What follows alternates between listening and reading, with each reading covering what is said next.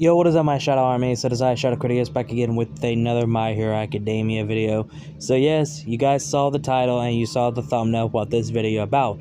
This video is about my journey life of me got into and gave My Hero Academia a chance and why I was wrong about My Hero Academia.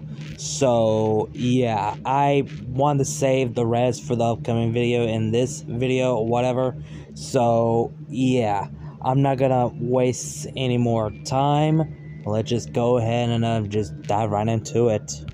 About 5, maybe 4 years ago, because I know it was somewhere back in 2018 when I first heard about My Hero Academia by my former classmate, and they asked me, have I seen the show? I said, no, I'm not interested, and they asked me why, because it's just another cheap ripoff version of Marvel and DC combined. And I keep hearing a lot of good things about My Hero Academia for about a few years, until 2 years later, I decided to give My Hero Academia a chance because, well, I keep hearing a lot of good things about it, so I decided to give the show a chance. And after watching the very first episode of the first season of My Hero Academia, it got me hooked. And this is like before we had the third movie, before season 6 and season 5. So basically I was fully caught up with the 4 seasons and the 2 movies, which I learned find out that movies are canon in this. And I was so wrong about My Hero Academia because I thought I wouldn't like it. I thought it was just going to be another cheap ripoff of Marvel and DC, but I was wrong. My Hero Academia is actually inspired by both Marvel and DC, if you guys look at it.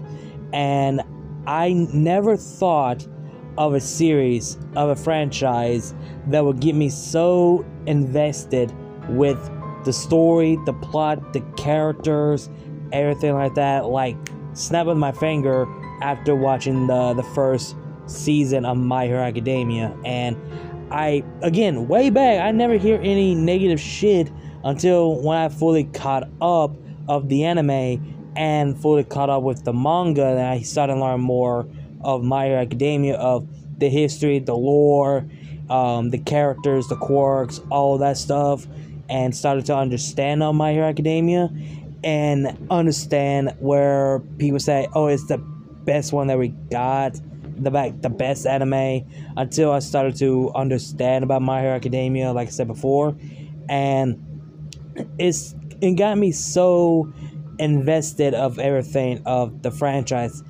Just like, for example, I get so invested of these animes, like, again, for example, Devilman, Agami Ga Kill, RWBY, Chainsaw Man, and of course Bleach. Those 5 anime that I just mentioned were those types of anime I get so invested in. I want to know more and learn more of the shows and get to know about the history, the lore, everything about in the story, the plot, the characters. And not only that, it also made me care for the characters in My Hero Academia.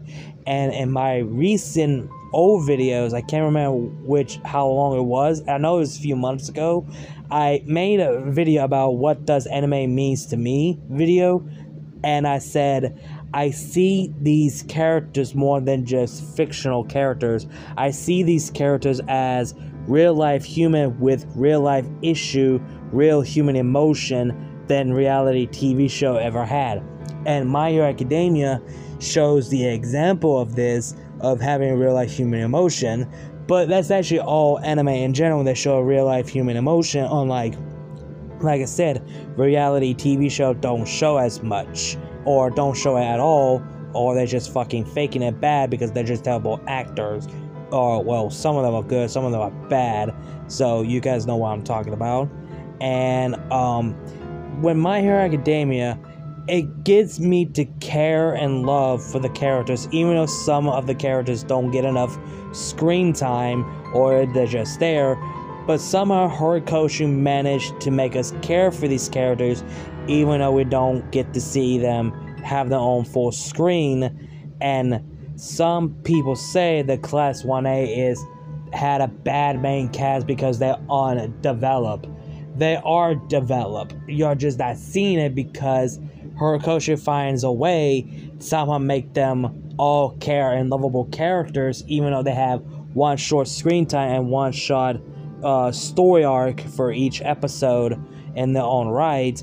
Or there's some characters have an important role in the arc, like for example from this the school festival, where Jiro has an important role in the story for this for the school festival in season 4, where you have Kirishima, who also have a kind of his own character arc in season 4 as well.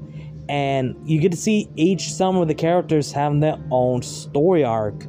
And it's just, that's really fascinating to me when it comes to My Hero Academia.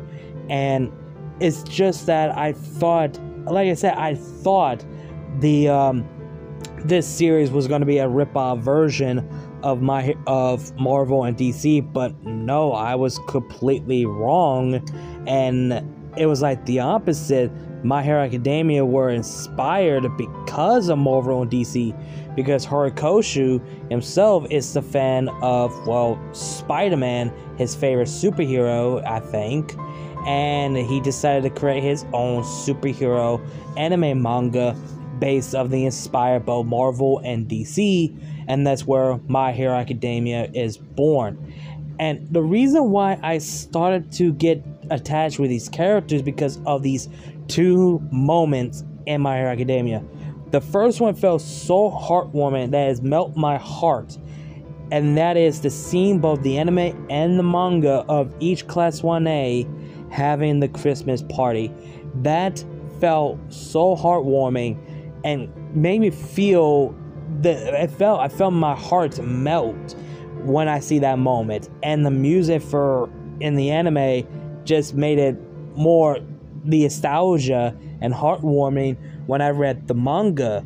And it's just, yeah, like I said, it felt wholesome, heartwarming, and the nostalgia, if you think about it. And not only that, the second one got me so emotional that it really got me almost to tears. I'm not making this up. And that is Deku against Class 1A. That really got me emotional because that's like the only best thing I like in season 6 is how much Class 1A student care for Deku, how much Deku means a lot to the Class 1A, because everyone in Class 1A looks up to Deku and they were inspired because of Deku. And that's another thing about Deku.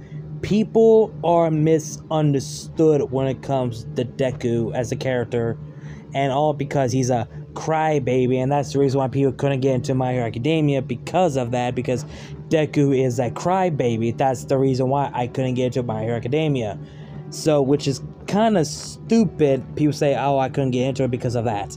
That's the stupidest reason. Like, hello, main characters do cry. What do you expect? You think they're gonna be tough and they don't cry?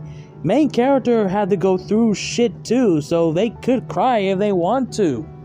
And not all characters have to be perfect, have to be big, tough guy that they don't cry. No, that's not the fucking point of being the goddamn main characters. And that's what people really don't understand when it comes to these characters, or the anime as a whole, both manga and anime as well. And that's one that people misunderstood when it comes to Deku. And not only that, I can't say what I need to say about My Hero Academia because I just don't have any words to say, because all I had to say was I was wrong about My Hero Academia as a whole, and I wish I could have watched this 4 years ago, 5 years ago back then. If I did, then I would be a hardcore My Hero Academia fanboy or whatever. And not only that, there are some characters in My Hero Academia that you can relate to in this series. Like, like for example, I can relate it to Deku and Jiro. That's the reason why I made a video on Deku and Jiro, why I ship them, because I can relate them, because I relate those two characters. And yeah, and I don't know what else I can say about this series, because again, I said this before, I'm gonna keep saying this again. I said it multiple times in this video. I was wrong about My Hero Academia, and I have one regret about not seeing this show 5 years ago. That's one thing I had a major regret, because of my, hate for My Hero Academia back then, because of simple one reason is the ripoff version of Marvel and DC, until I gave it a chance, and I was wrong about this series. So I'm glad I got into My Hero Academia, and I'm glad it got me so invested with the characters, the story, the plot, the history, the lore, everything. Get so attached to the characters, maybe feel what they feeling, and it's all because of My Hero Academia. I started to get merchandise that involved My Hero Academia, like a scroll poster, a hat, a hoodie jacket, a cosplay, both Deku, Bakugo, Ida, and one for my OC, mangas of My Hero Academia, plushie of Kyokujiro, a key, what you call it, a key, it's something to go with your keychain. I got 2 of them of Deku and Bakugo, and hell, all because of it, I created my own MHA OC, Cage Tatsuma, that you guys all know, and also got me invested to do Deku What Ifs in the first place. Is all because of My Hero Academia. And I was like, holy shit, I don't know what I could say about My Hero Academia. Like, I'm gonna say this one more time. I was wrong about My Hero Academia as a whole, and I wish I could have seen this 5 years ago, back in 2018. So yeah, that's basically it I have to say about, well, my journey, and I was wrong about My Hero Academia. But yeah, that's everything I have to say about this video. Hope you guys enjoyed the video. Like, comment, share, subscribe. Links to my other channels, my social media, and my Discord server, all that will be down below the description box. You guys know the drill. Again, like, comment, share, subscribe, and I'll see you guys later. Kneel before Shadow Critias, and I'll see you guys later, and go beyond plus ultra.